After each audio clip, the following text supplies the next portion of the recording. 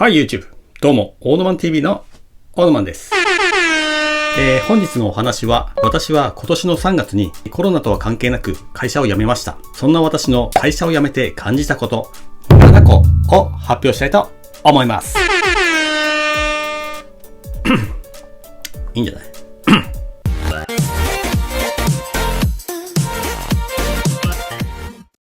それでは、私の会社を辞めて感じたこと7個を発表したいと思います。もしこの動画が面白いなと思った方は、ぜひチャンネルの登録とグッドの評価をよろしくお願いいたします。それでは、会社を辞めて感じたことの1つ目、曜日・日にちの感覚がなくなるです。以前私はシフト制の会社に勤めていました。土日が休みではなかったので、必ずシフト表を確認して出勤していました。現在は無職なので、毎日が休みみたいなもんです。なので、真っ先に曜日の感覚がなくなってしまいました。まだ現在は大好きなドラマ、半沢直樹と私の家政婦、渚さんがやっているので、あ、今日は何曜日だっけ？あ、日曜日だ！半沢だ！というみたいな感じで、なんとか曜日の感覚はあります。続きまして、会社を辞めて感じたことの2つ目。人との会話がなくなるです。以前は働いていたので、職場で同僚や嫌いな鼻毛の出た上司と嫌でも会話をする機会があったんですけども、今はほとんど一日中引きこもっていることが多くなってしまったので、人との会話がめっきりなくなってしまいました。なので、声を発する機会というのがかなり減ってしまったので、たまに車で外出した時には大声を出して、声を出す練習をしています。続きまして、会社を辞めて感じたことの3つ目、運動不足になるです。以前は、会社までの往復とか会社内でもよく歩き回っていたので、それなりに運動をしていたことになるんですけども、現在はほぼほぼ家の中におりまして、でたまに行くゴルフの打ちっぱなしぐらいの運動しかないので、体がなまってしまいます。なので、もし出かけた際にはエスカレーターと階段がある施設だったらなるべく階段を使う。で、家の中でも少しは腹筋なりスクワットをして、体がなまりきらないように心がけております。続きまして、会社を辞めて感じたことの4つ目、外食が減りました。以前はほぼ毎日晩ご飯は外食でした。仕事から疲れ切って家に帰って晩ご飯を作るのがとても無理な状況でした。ところが今は時間があるので晩ご飯は家で作って食べる。お金も収入もないので、なるだけ自分で作ってご飯も炊いておかずも作って晩ご飯は家で作るようにしています。なので外食はめっきり減りました。続きまして、会社を辞めて感じたことの5つ目、会社のコンプライアンスに縛られなくなるです。一時その SNS にその従業員が、アイスのケースに入ってその写真が乗っかるみたいな感じで炎上することがありましたよね。で、そういうのを受けてうちの会社もその SNS を使ってバカなことをしないようにという誓約書を書かせるという会社だったんですよ。なので、下手な SNS は使えない。それは当たり前なんですけども、今現在それがなくなってしまったので、もしこういう YouTube にしろ、その他の SNS にしろ、自分の言葉なりは責任を持って発しなければならないという環境になりました。続きまして、会社を辞めて感じたことの6個目、後ろ盾がなくなるです。以前はもちろん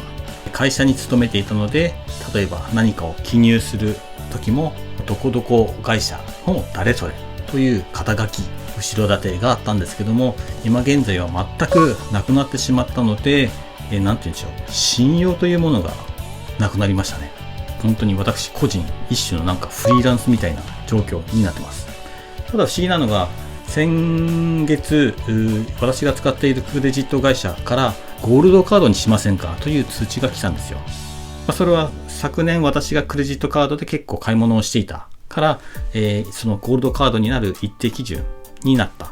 ということで、なりませんかという通知が来ました。ゴールドカードか。空港のラウンジ使えるんだ。いいなと思って申し込んでみようと。ただし今年の私は収入が去年から比べたらもうガクンと下がってしまいました。クレジットカードのその審査の用紙にはもちろん年収を記入する欄があって、正直に今年の百数十万円という低い年収を記入して申し込みました。ところが、ダメだったらしょうがないなと思ってたんですけども、ところが来ましたね。その仕組みがよくわからないです。今年はちょっと収入がほとんどない状況なので、クレジットカードでの必要以上な買い物は控えております。はい、会社を辞めて感じたことの7個目の行く前に、会社を辞めて後悔はあるかともし聞かれたら、私はこう答えます。後悔はないです。はい。前の会社では肉体的にも精神的にも本当に最後の1年は結構もうピークだったと今考えてみればありますね。本当に毎日仕事から疲れて帰ってきて、で休みの日のもパソコン作業があって、本当に会社のことを考えている。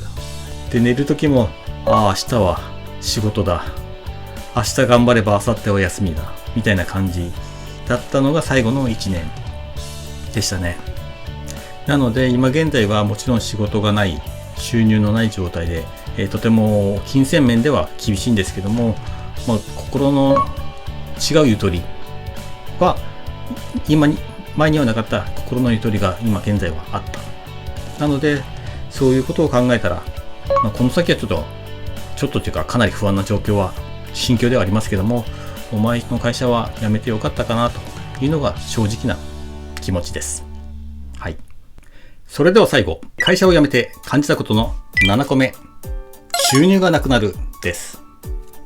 当然ですよね。はい。現在私は収入がなくなってしまったので、一応ハローワークに行って、失業保険、失業手当の申請をしております。ただし、自己都合で辞めた場合と、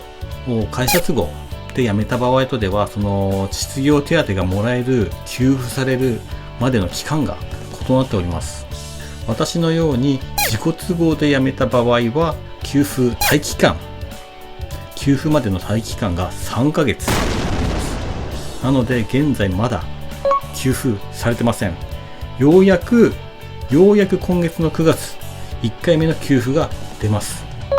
それまで何度か仕事を探しつつじっと耐えている日々を迎えております。そんな私でも家ではボケーっとしているわけでもなく、こちら文系でもプログラミング副業で月10万円稼ぐみたいな感じの本を読んで勉強しています。以前の私の仕事とは全く関係ないこのプログラミング、なんかプログラマーっていう響きが素敵じゃないですか。なので、副業でって書いてますけども、これで少しでも生活費を稼ぐことができたらなと思って今こういう感じの本を読んでおります。はっきり言ってなかなか厳しいものがありますけど頑張りたいと思います。はい、それでは以上で私の会社を辞めて感じたこと7個の発表でした。ご視聴ありがとうございます。バイバイ。